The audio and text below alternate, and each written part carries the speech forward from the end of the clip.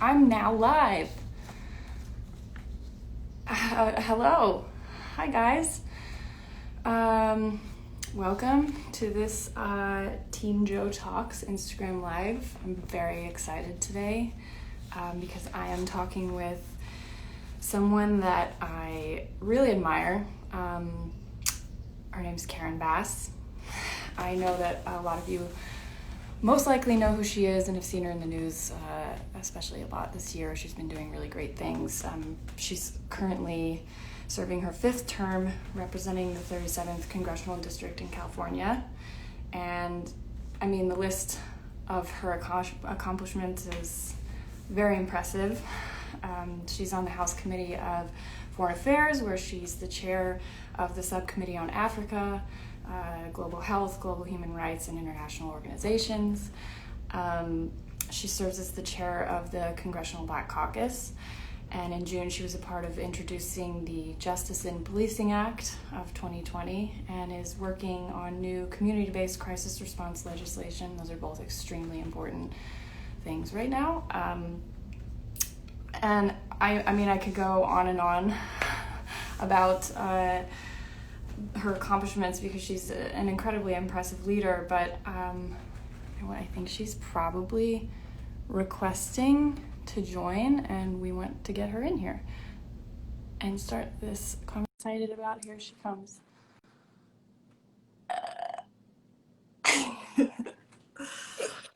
Hi. How are you? I'm doing so well. How are you? Good, I'm doing fine. I'm so excited to meet you. I get to meet a superhero. I know. I'm very excited to meet you. I feel like you're the superhero. You know what Well, I realized? We're both Libras. Your birthday is a day before mine. exactly. I was going to tell you happy birthday. Did Yeah, you? happy birthday to you as well. Did you have a good day? I did. And you? Very good. Very That's good. well, I want to know how that little boy's doing. Oh man, he's the best. I Uh, am loving being a parent. I love being a mom. He's such a sweetheart. yeah, that's wonderful. Well, you enjoy every minute of this time because it goes by so I fast. know, I know. He's already so big, and every day I'm like crying because he's gained half an ounce. Like,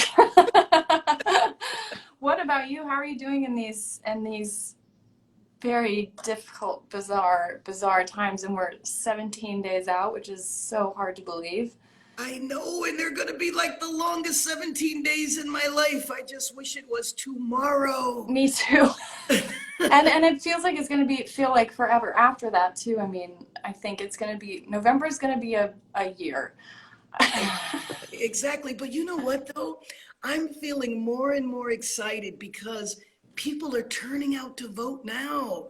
Yeah. In May, I just learned that 750,000 people have already voted, and I learned that that's 4 times more than normal. And we're hearing it all over the country. So that makes me feel like maybe we'll actually know the results November 3rd, and we just have to have a change. We have to, and I agree with you. I do feel hope too, and everyone I talk to, as well, and my family, my friends, people are paying attention now. I mean, it's hard not to, but uh, it's so important. I mean, it's vital right now, and thank you so much for talking to me today. Um, I'm really excited to talk to you about a number of different things, and most importantly, I think because it's so personal to me. Last year in April, you announced the reauthorization of the Violence Against Women Act, which is a matter very close to me because I have experienced domestic violence personally. I've spoken out about it. Um, and you announced this reauthorization with Congressman Fitzpatrick from Pennsylvania. And this piece of legislation seems to have had a really crazy history since 1994. And during the government shutdown, it expired, correct me if I'm wrong. Um, and it passed with the support of 33 Republicans because I think in no small part to your work to build bipartisan support. Why do you think this reauthorization is so important? I mean, it's important to me because it's so personal to me, and I'm directly affected by this issue. And where also do you think are the areas that we need to expand the law? Well, a couple of things. One of the things that's so important about the law is that it funds all of the domestic violence programs around the country. And so these programs now are in jeopardy of running out of money. Hopefully, some of them had some savings, but that's just crazy. But Melissa, the reason why it stalled is because some of my colleagues do not want to extend protections to Native American women. And Native American women on the reservation, what happens is men outside of the reservation go on the reservation and they assault, they rape, and sometimes kill Native women. And then they leave the reservation. There's nothing that they can do because an Indian reservation is a separate government. Wow. So that's one reason. The other reason is that my Republican colleagues in the Senate do not want to protect trans women. Mm-hmm. So trans women and Native women. So here's what I know. Here's the good news. We might not be able to pass it right now, but in January, when President Biden and Vice President Harris are sworn in, we will have the Violence Against Women's Act. And you know why I know that for sure is because Vice President Biden is the original senator who created the Violence Against Women's Act 30 years ago. Before that, people believed, well, that's an individual matter. It's not a matter for society. So with his leadership, I feel confident that we'll get it back. I hate the fact that we have to wait a few more months. Yeah, I do too. I think it's especially in these times. I mean, the rates of domestic violence occurrences are just skyrocketing right now because we're all stuck at home. That's right. It's so vital and important, and I hope everyone out there recognizes that. Well, it's why we have to vote. It's why we have to make sure that they win, because I'll tell you, if they don't win, then these domestic violence programs will shut down permanently. Because if we weren't able to get it passed now, why would we think we would get it passed if we have to go through 4 more years of this guy who's got his own history, right? And that's a terrifying thought. I mean, in my situation, I was lucky enough. I had the means to get out myself and to really pick myself up, but I can't even fathom not having the resources or the programs if I hadn't had the means that I did, having the job that I had at the time when I got out of the relationship I was in. I just can't imagine that those resources not being there for women. Well, let me just thank you for speaking out, because when people like you speak out, that's just huge. That's huge. Come here, Michael.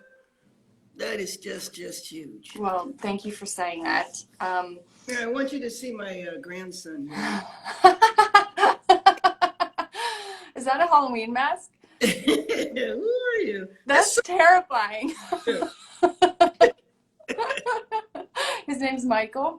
Well, because they can't go out and trick or treat. Yeah, I know. It's so sad. What a bummer. Are you guys doing anything special, though, for Halloween? Yeah, Staying just home? very small. It's a very small gathering of my family. My grandson, who will turn 6 years old. So we're combining a little party with a little Halloween. And at 6, he won't really know the difference. No, he won't. And hopefully, over to? You know what? I have a cute little Halloween onesie to put on my baby. And we'll probably watch some movies. Not really much. It's a bummer that we're not going to get any trick-or-treaters, but it's for a good reason. Absolutely. It's so that next year this time, exactly, we'll be able to be back to normal. Exactly.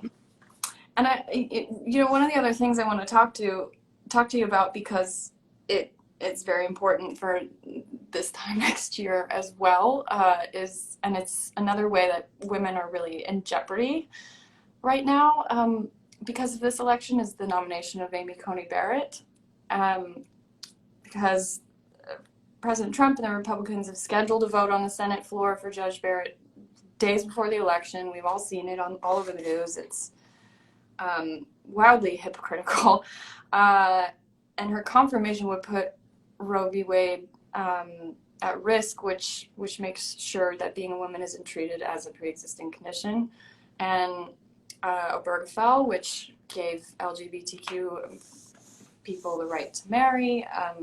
So what can we do about this? Because this is something I'm really concerned about. I watch the news and it's really stresses me out. Feels so unfair. Totally unfair. And I just, I feel so bad because I know that Justice Ginsburg is just looking down going, oh my word. Yeah. Well, I don't know that there's much we can do at this point. I do believe she'll be confirmed this week, but we absolutely have to vote because I'm worried about a woman's ability to choose as well. And the idea that there'd be a woman on the court that would take away women's ability to choose I know. is worse. But how about the Affordable Care Act? Here we are in the middle of the pandemic. And on November 11th, she'll be sitting on the court deciding whether or not 30 million people lose their health care. And let me just tell you something. If you're not a part of that 30 million, everybody benefits from the Affordable Care Act. Yep. Because pre-existing conditions, and that means, just think, we have 8 million people in the United States that have contracted COVID. That means 8 million people have pre-existing conditions. Yeah. So if the Affordable Care Act is removed, those 8 million people might not ever be able to get insurance that they can afford again. That's what's at stake in this election. So we have to make sure that we have President Biden and Vice President Harris, because if something happens to the Affordable Care Act and we have to take back the Senate, then new legislation has to be passed. Yeah. Yeah. I mean, that's pivotal. I was under my parents, because of the Affordable Care Act, I had my parents' insurance till I was 26. And that was so important for my development as an adult. And not to mention, like everything you were just saying, with everything that's going on, this is those 8 million people. We can't afford for anything to happen. And, Melissa, the whole world is looking at us. I know. And saying, what happened to you guys? I know, it's embarrassing. It is absolutely embarrassing. Absolutely. And so the world is counting on us to correct this. Yeah. And then I hope afterwards, he goes away. I mean, he said he might leave the country. I'm like, really? Okay. We need to do that. Yeah. I just wonder where he would go. I don't know. Who knows? But I also want to talk to you about equal pay, which is something Justice Ginsburg was also very vocal about, because women still earn on average $10,000 less than men each year, which is just astounding. Losing nearly $500,000 over the course of their lifetimes, in the year 2020, I can't. And I know that for Black and Latino women, the numbers are even worse. So what do you think can be done to solve this issue? And I'm sure Joe and Kamala have a plan to fix this. Absolutely. Absolutely. And it's something that both of them have worked on for a long time. Right. I worked with Senator Harris when she was the district attorney in San Francisco. I was working in Sacramento, and she has a long history of fighting for equal pay. And then when the vice president was senator, has had a long history of that. And those are the kind of things that we really need to understand is at stake in this election. So we have to make sure that we do, 24/7. You know what I've been telling everybody, Melissa, is that since we're in this Zoom world, that everyone can do a Zoom call with their friends and family from around the country. to say, you know what, in this particular election, you have to have a plan to vote. So there's this website called iwillvote.com. No matter where you are in the country, you can get on that website and they can tell you when, where, and how to vote in your particular city. And so I believe that when we put the two of them in office, we will be able to address in a much stronger way equal pay. Yeah. I mean, it's long overdue for something really aggressive to get it to where equity is just normalized. Exactly. Well, can I ask you a question? What? I want to know what it's like to be a superhero. To look up to you. How does that feel? I mean, it's aside from the physical, I mean, it's difficult, guys. It's hard. But you know, I'm so grateful that I've had this Must be. It's really affected my life in every avenue. Like you can't help but let what Supergirl stands for and what these superheroes we all look up to stand for, like kind of infuse everything, every decision you make. Like playing Supergirl has made me actually feel a lot of hope, which is really important in times like these. And, you know, look for the best in people and challenge them to do better, which is exactly what we have to do right now. It's crazy. Oh no, I can't hear you. You know, when you watch you and see you. Oh, can you hear me now? Oh, okay. There you are. When last night I was talking to a group of Girl Scouts. And, you know, they wanted to talk to me because it was a part of them getting their badges, you know, elected up to. And I was telling them, as girls, when you walk in a room, you own it. Act like you own the room. When girls, that gets reinforced. Oh, that's great to hear. I actually got to meet a couple of Girl Scouts. They were a troop that went to the White House and they met President Obama in, I want to say 2000, gosh, I can't remember when it was, 5-6 years ago. And then they came to set to visit, and those girls, it just made my heart grow exponentially because they were I could just see the future and see their vitality and their passion and their excitement. And that was certainly a highlight of being able to play Supergirl and see how she affects little girls around the world. Oh, absolutely. I'm sure they were thrilled to meet you and to be on the set to see actually how it's done. I'm sure that was cool for them. Yeah, I'm sure that was really cool for them.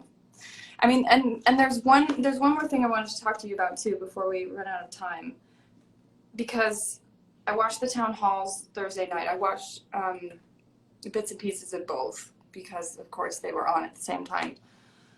And President Trump, again, was telling lies about mask wearing, which we all know, if you follow the science, that it makes a massive difference and that it's what we should all be doing right now.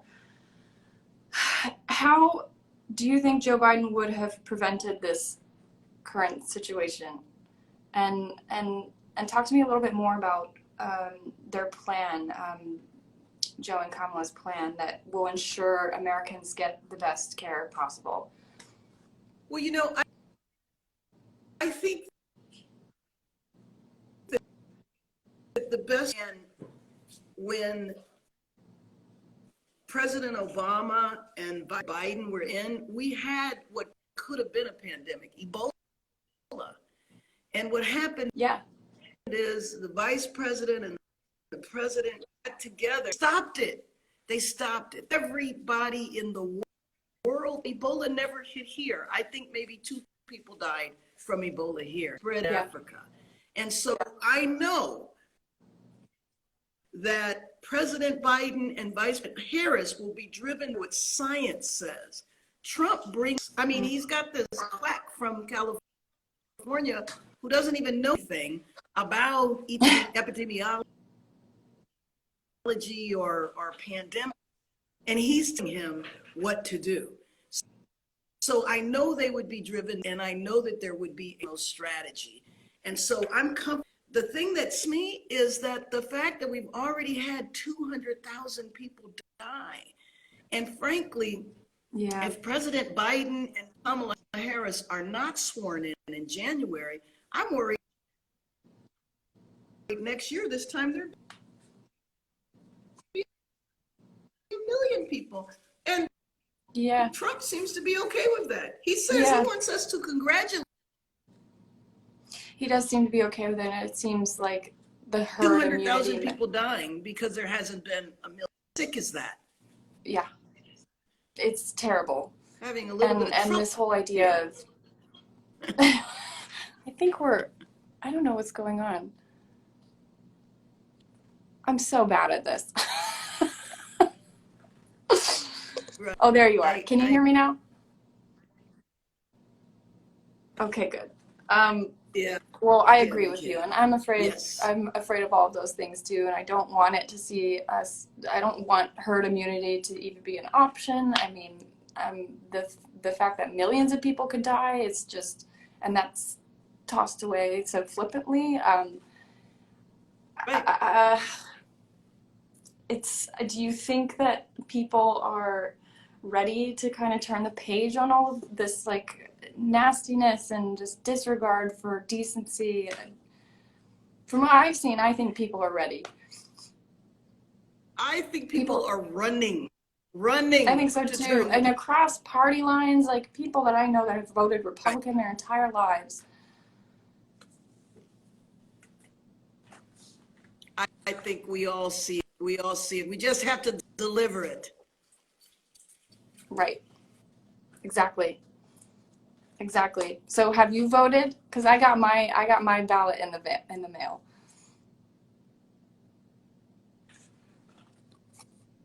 I too. That's for sure. That's for sure. I think I lost you. I don't know what's happening. Honor talking to you. Likewise. Likewise, I have loved talking to you. Thank you for taking the time. I know you're very busy right now doing very important work, and I really appreciate it. And everyone that's... 16 days. 16 days. Everyone get out there and vote. Text WIN, that is the word WIN, to the number 30330 to join the campaign. That's very important. And please, even more important, check your registration. Make a plan at iwillvote.com. Let's get out there and vote. Absolutely. Bye-bye. Bye.